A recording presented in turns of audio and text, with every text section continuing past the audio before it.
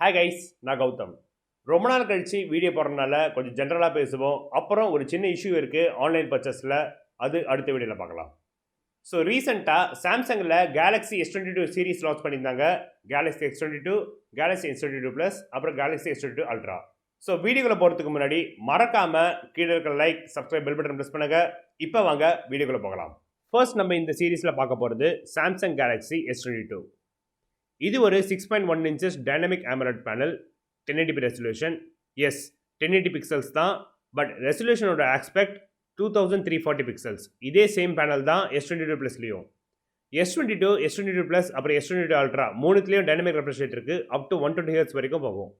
S22ல் display brightness 1300 nits வரைக்கும் போகும். S22 ப்ளஸில் 1750 nits வரைக்கும் போகும்.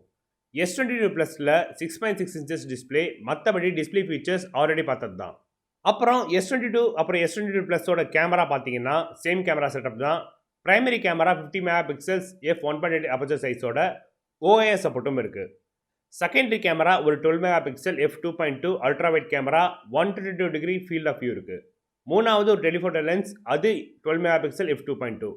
செல்ஃபி கேமரா ஒரு 10 MP. S22, S22 ப்ளஸ் அப்புறம் S22 அல்ட்ரா மூணுத்துலேயும் ஸ்னாப்ட்ராகனோட 8th Gen 1 ப்ராசஸர் யூஸ் பண்ணுறாங்க.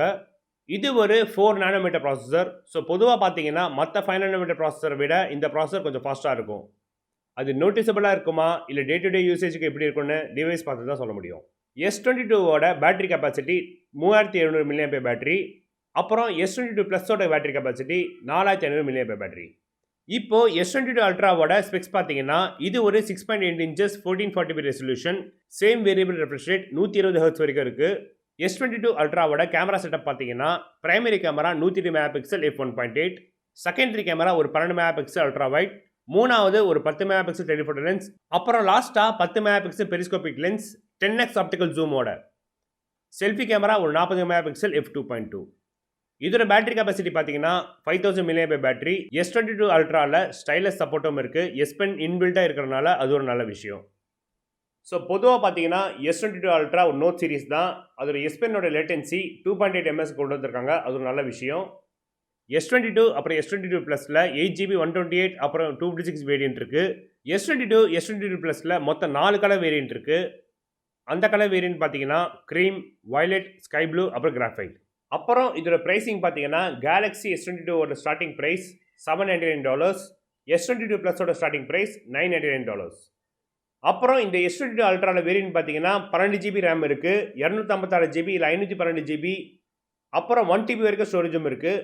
S22 அல்ட்ராவோட கலர் வேரியன்ட் பார்த்தீங்கன்னா ரெட், கிராஃபைட், ஸ்கை ப்ளூ அப்புறம் பர்கண்டி. S22 அல்ட்ராவோட ஸ்டார்டிங் ப்ரைஸ் $1199 ஆகுது. இது அப்படியே இந்தியன் ருபீஸாக கன்வெர்ட் பண்ணிங்கன்னா 90,300 rupees வருது. ஆனால் அப்படியே கொண்டு வர மாட்டாங்க. எனக்கு தெரிஞ்ச வரைக்கும் இதில் ஒரிஜினல் விலை 1,10,000 15,000 வரைக்கும் கொண்டு போகலாம்.